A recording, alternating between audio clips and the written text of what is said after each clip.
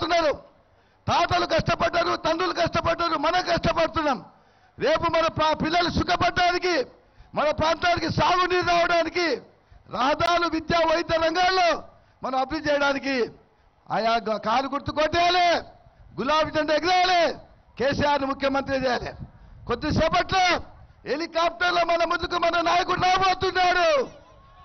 కాబట్టి మీకందరూ కూడా చేతులెత్తి మరొకసారి మనవి చేస్తూ, మీరందరూ నాతో పాటుగా మీరు వేదిక మీద ఉన్న మా నాయకులందరూ కూడా నినాదాలు ఇవ్వాలి. కారు గుర్తుకే, చేతులే ఇంకా గట్టిగా, కారు గుర్తుకే, జయపాల్ యాదవ్కి, జయపాల్ యాదవ్కి, కేసీఆర్ నాయకత్వం గట్టిగా రాలి, కేసీఆర్ నాయకత్వం, జై తెలంగాణ, జై తెలంగాణ, జై తెలంగాణ, జై తెలంగాణ, జై తెలంగాణ, జై తెలంగాణ.